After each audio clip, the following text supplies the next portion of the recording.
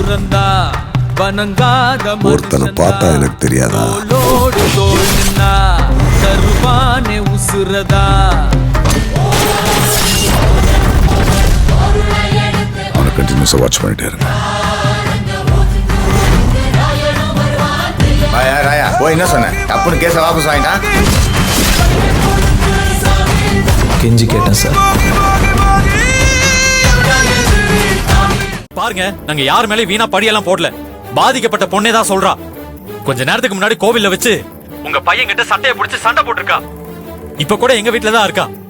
அந்த பொண்ணே சொல்லும் போது உங்க பையன் கெடுதல் பண்ணான்னு நான் எப்படி நம்புறது? பாதிக்கப்பட்டன்னு ஒரு பொண்ணு அழுதுட்டு வந்து சொன்னா அது உண்மை ஆயிடாது. எதையும் தீர விசாரிச்சுதான் முடிவு பண்ணணும். இப்ப நீங்க சொல்றீங்கல்ல, அப்படி ஒருவேளை என் பையன் மேல தப்பு இருந்துச்சுன்னா நானே என் பையன் மேல நடவடிக்கை எடுக்கிறேன். இத பாருங்க திரு, நீங்க சொன்ன அந்த பொண்ணோட தொடர்பு இருந்துச்சுன்னு நிரூபணம் ஆச்சுன்னா நானே அங்க வச்சு என் பையனுக்கும் அந்த பொண்ணுக்கும் கல்யாணம் பண்ணி வைக்கிறேன். இப்ப நாங்க அங்க உடனே கிளம்பி வரோம் சம்பந்தி. வைங்க. திரு, என்னாச்சு? என்ன சொல்றாங்க அவங்க? அக்கா, அவங்க குடும்பமா கிளம்பி இங்க வரேன்னு சொல்லியிருக்காங்க.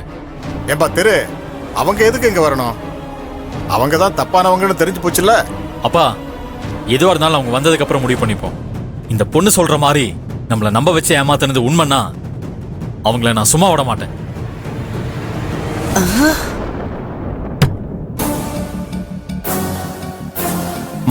என்னன்னு கேளுமா. என்னங்க, அந்த திரு எல்லா உண்மை தெரிஞ்சு பேசின மாதிரி தெரியுது. எல்லா உண்மையும் தெரிஞ்சிருக்கீங்க அவங்களுக்கு. ஐயோ,